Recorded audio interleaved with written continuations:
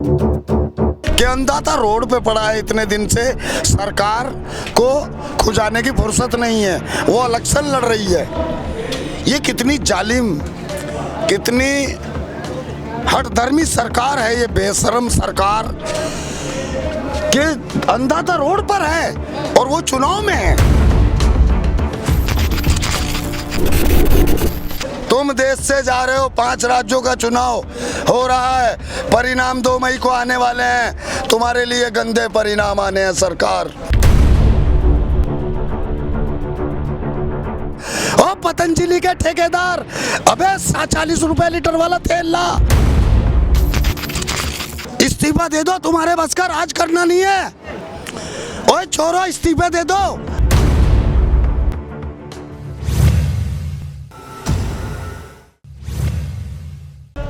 रंगला TV देख रहे ਸਾਰੇ ਹੀ ਦੇਸ਼ ਦੇ ਦਰਸ਼ਕਾਂ ਦਾ ਮੈਂ ਹਰਜੀਤ ਕੌਰ ਸਵਾਗਤ ਕਰਦਾ। ਦਰਸ਼ਕੋ, ਆਪ ਜੀ ਨੂੰ ਪਤਾ ਹੈ ਕਿ ਜਦੋਂ ਤੋਂ ਕਿਸਾਨੀ ਅੰਦੋਲਨ ਸ਼ੁਰੂ ਹੋਇਆ ਤਾਂ ਲਗਾਤਾਰ ਦਿੱਲੀ ਦੀਆਂ ਬਰੂਹਾਂ ਤੇ ਕਿਸਾਨ ਡਟੇ ਹੋਏ ਨੇ।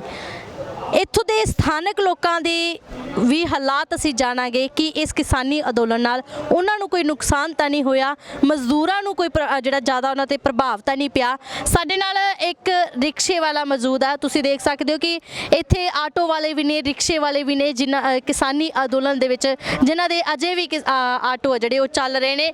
ਸਵਾਰੀਆਂ ਦੀ ਗੱਲ ਕਰਦੇ ਆ ਤਾਂ ਕਿਤੇ ਨਾ ਕਿਤੇ ਘਾਟਾ ਵੀ ਪਿਆ ਹੈਗਾ, ਪਰ ਕੀ ਘਾਟਾ ਪਿਆ, ਕਿਹਦੇ ਨਾਲ ਘਾਟਾ ਪਿਆ, ਸਰਕਾਰ ਨਾਲ ਪਿਆ ਜਾਂ ਕਿਸਾਨੀ ਅੰਦੋਲਨ ਨਾਲ ਪਿਆ, ਇਸ ਬਾਰੇ ਅਸੀਂ ਜਾਣਕਾਰੀ ਲਵਾਂਗੇ। ਸਾਡੇ ਨਾਲ ਤਨਵੀਰ भारतीय जी है जो कि इस किसानी आंदोलन के लगातार आते हैं तो गलबात कर लेने ने। नमस्कार जी। नमस्कार जी।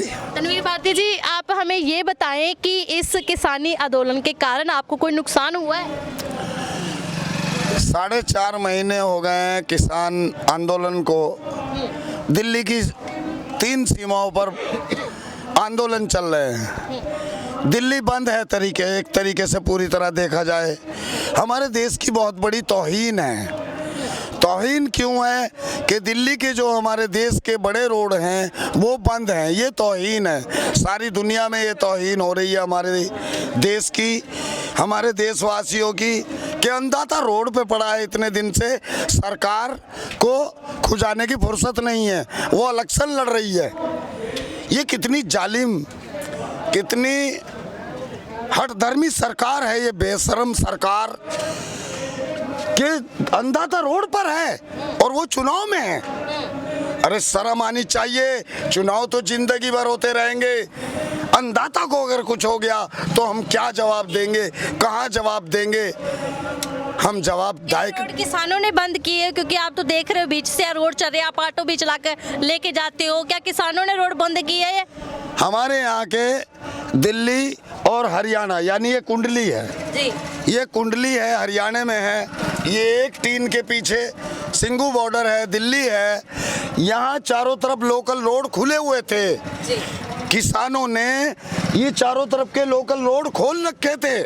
26 जनवरी प्लान करके इस हुकूमत ने जो काम को बिगाड़ने की कोशिश की, आंदोलन को बदनाम करने की कोशिश की, जब वो काम नहीं गवर्नमेंट का चला तो उन्होंने क्या किया, जो आंदोलन को समर्थन मिल रहा था यहाँ का लोकल मजदूर का जो समर्थन मिल रहा था आंदोलन को, तो गवर्नमेंट ने उसको प्रतिबंधित कर दिया, जिसकी वजह से हमारे यहाँ के लोकल मजदूर को दिक्कत हो रही है।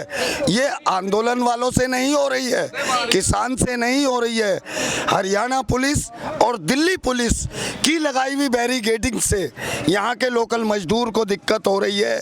यहाँ के किसी लोकल मजदूर को आंदोलनकारियों से, अन्नदाताओं से कोई दिक्कत नहीं है। अच्छा चल रहा है, आपकी मजदूरी निकल रही है? अब मजदूरी हमारी बस यही हल्की माड़ी निकल रही है। क्यों?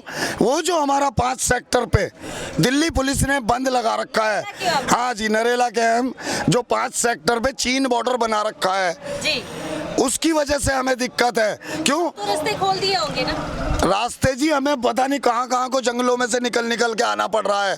5 सेक्टर पे चीन बॉर्डर बना रखा है।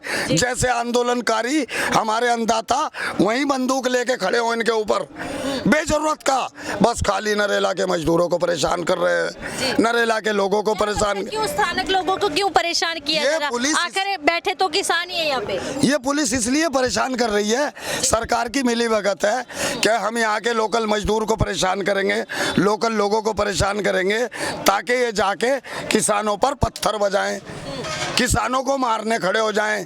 ये हरकतें हुकूमत इसलिए कर रही है।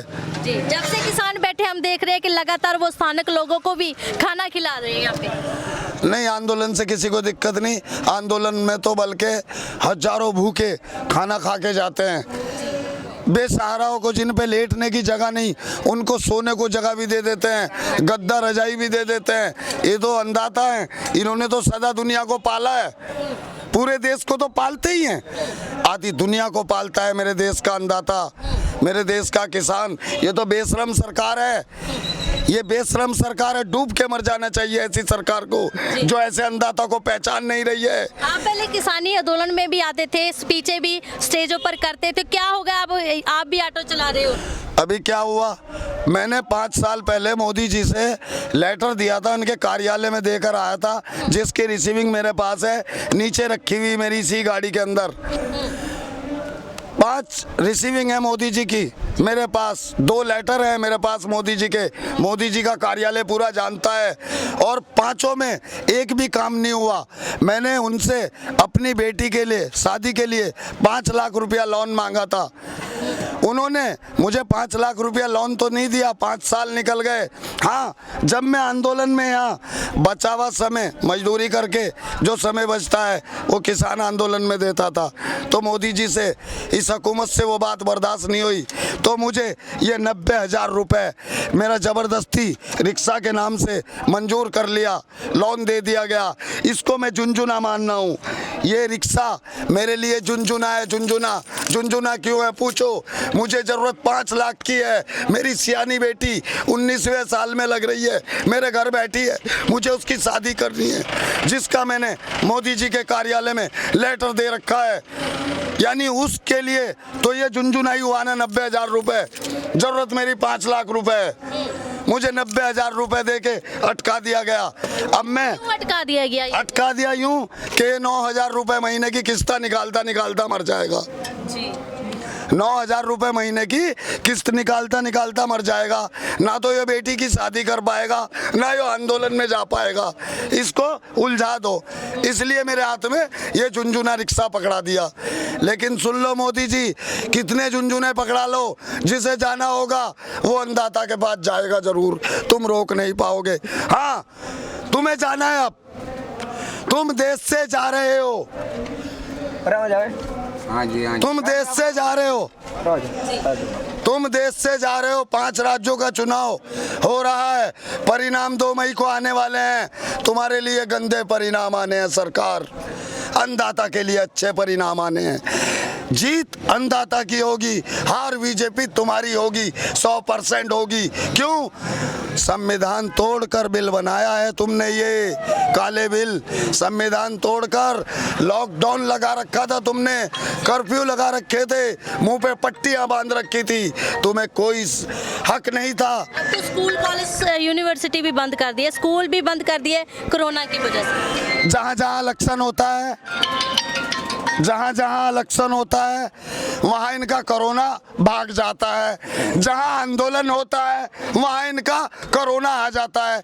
अजी ये चोर लोग हैं, जालिम लोग, इन्हें कुछ आता जाता नहीं है, बेशरम लोग हैं।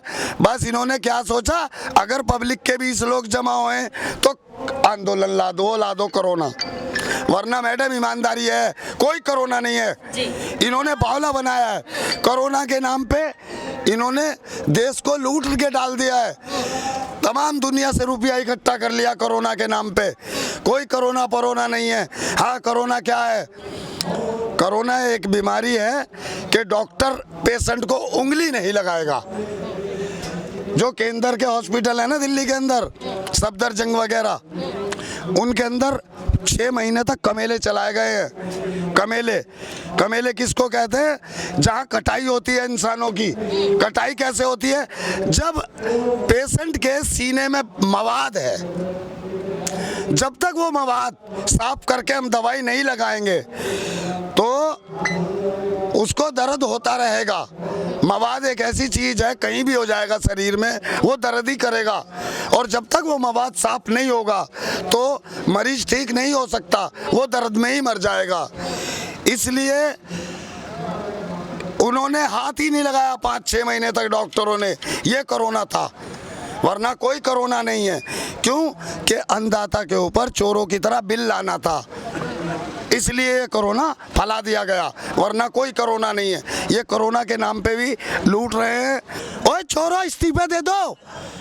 अबे देश को मार दिया तुमने। आपको सरकार से इतना गुस्सा क्यों है? क्योंकि आप तो एक मजदूर अपनी मजदूरी करे, इतना गुस्सा सरकार पे क्यों है? मेरा सरकार पे गुस्सा, सही सवाल पूछा तुमने जी। सरकार पे गुस्सा मेरा यूं है जी, 21 साल पहले दीनदयाल उपाध्याय मार्ग पे मेरा घर तोड़ा था अटल बिहारी सरकार में, जहां बीजेपी सरकार ने अपना घर बना लिया। मुझे मेरा घर नहीं दिया गया, ना मेरे भाई को दिया गया। दोनों भाइयों ने, हमने 1000 चक्कर इंडिया गेट के मार लिए। प्लॉट मांगते मांगते कांग्रेस से मांगते रहे। कांग्रेस कहती रही कि बीजेपी ने तोड़े हैं, बीजेपी देगी। आज 21 साल हो गए, मेरी आधी फैमिली मर चुकी है प्लॉट मांगते मांगते। इसलिए मेरा गुस्सा है। से मर गया, मेरी माँ मर गई, मेरा बाप मर गया, मेरा भाई मर गया, मेरा भाई मर गया, मेरा बाप मर गया, मेरी माँ मर गई, मेरी आधी फैमिली मर चुकी है। तो मैं गुस्सा नहीं करूँगा उस पर तो कौन करेगा? जब मुझे इंसाफ नहीं मिला तो मैं तो करूँगा जी। आज भी आपने अपील नहीं की कि मेरे घर उन्होंने ले लिया? बस नहीं, मैंने अपील की, मैंने लेटर दे रखे हैं मोदी जी को। 4 लेटर रिसीविंग है, 4 लेटर रिसीविंग है मोदी जी के मेरे पास। ਸੋ ਦਰਸ਼ਕੋ ਤੁਸੀਂ ਦੇਖ ਸਕਦੇ ਇਹਨਾਂ ਨੇ ਆਟੋ ਦੇ ਵਿੱਚ ਰੱਖੇ ਹੋਏ ਆ ਔਰ ਸੇਵਿੰਗ ਜਿਹੜੇ ਹੈਗੇ ਆ ਉਹ ਵੀ ਆਪਾਂ ਜ਼ਰੂਰ ਤੁਹਾਨੂੰ ਦਿਖਾਵਾਂਗੇ, ਕਿਉਂਕਿ ਕਾਨੂੰਨ ਵੀ ਸਬੂਤ ਮੰਗਦਾ ਤਾਂ ਇਹਦੇ ਕੋਲ ਸਬੂਤ ਆ ਜਿਹੜੇ ਉਹ ਤੁਸੀਂ ਦੇਖ ਸਕਦੇ ਹੋ, ਜਿਹੜੇ ਕਿ ਨਾਲ ਲੈ ਕੇ ਘੁੰਮ ਰਿਹਾ ਹੈਗਾ। ਇਹ ਰਿਸੀਵਿੰਗ ਜਿਹੜੀ ਇਹਦੇ ਕੋਲ ਹੈਗੀ ਆ ਤੁਸੀਂ ਦੇਖ ਸਕਦੇ ਹੋ। ਤੁਹਾਨੂੰ ਜ਼ਰੂਰ ਦਿਖਾਵਾਂਗੇ ਅਸੀਂ ਇਹ ਰਿਸੀਵਿੰਗ ਵੀ ਜਿਹੜੀ ਇਹਨਾਂ ਨੇ ਨਾਲ ਰੱਖੀ ਹੋਈ ਆ। ਤਾਂ ये देखो जी, ये देखो जी, ये प्रधानमंत्री कार्यालय की रिसीविंग जी, ये देखो जी प्रधानमंत्री कार्यालय की रिसीविंग जी, ये देखो जी प्रधानमंत्री कार्यालय की रिसीविंग, ये देखो जी प्रधानमंत्री कार्यालय की रिसीविंग, जी, ये देखो जी उदित राज का लेटर, ये प्रधानमंत्री कार्यालय का लेटर है जी। देखो ये देखो प्रधानमंत्री कार्यालय के लेटर है जी दोनों, और ये 5 रिसीविंग है। ऐसा नहीं है मैंने किसी वक्त की सरकार को नहीं दिया, मैंने हर वक्त की सरकार को लिखा, मैंने मनमोहन सरकार को भी लिखा, लेकिन वो तोड़े हुए थे अटल बिहारी सरकार के। तो इसलिए है जी, ये सरकार जब आई है देश में इन्होंने नाश किया है। जय हिंद, जय भारत, मैं तनवीर भारती। ਸੋ ਦਰਸ਼ਕੋ ਤੁਸੀਂ ਦੇਖਿਆ ਕਿ ਅੱਜ ਸਥਾਨਕ ਲੋਕਾਂ ਦੀ ਅਸੀਂ ਆਵਾਜ਼ ਸੁਣਨ ਦੀ ਕੋਸ਼ਿਸ਼ ਕੀਤੀ ਤਾਂ ਤੁਸੀਂ ਦੇਖ ਸਕਦੇ ਹੋ ਕਿ ਜਿਹੜੇ ਸਥਾਨਕ ਲੋਕਾਂ ਦਾ ਹਾਲ ਕੀ ਹੈ। ਘਰ ਤੋਂ ਬੇਘਰ ਨੇ, ਕਿਰਾਏ ਤੇ ਰਹਿਣ ਲਈ ਮਜਬੂਰ ਹੋ ਚੁੱਕੇ ਨੇ ਤਾਂ ਇੱਕ ਆਟੋ ਚਲਾ ਕੇ ਆਪਣੀ ਰੋਜ਼ੀ ਰੋਟੀ ਕਮਾ ਰਹੇ ਨੇ। ਇਸ ਕਿਸਾਨੀ ਅੰਦੋਲਨ ਤੋਂ ਕਹਿੰਦੇ ਨੇ ਕਿ ਸਾਨੂੰ ਕੋਈ ਪਰੇਸ਼ਾਨੀ ਨਹੀਂ, ਪਰ ਸਰਕਾਰਾਂ ਨੇ ਜਿਹੜੇ ਸਾਡੇ ਪ੍ਰਸ਼ਾਸਨ ਨੇ ਜਿਹੜੇ ਸਾਡੇ ਰਸਤੇ ਬੰਦ ਕਰ ਦਿੱਤੇ, ਸਾਨੂੰ ਆਉਣ ਜਾਣ ਦੇ ਵਿੱਚ ਦਿੱਕਤ ਹੋ ਰਹੀ ਹੈ। ਸੋ ਬਣੇ ਰਹੋ ਰੰਗਲਾ ਟੀਵੀ ਦੇ ਨਾਲ। ਧੰਨਵਾਦ।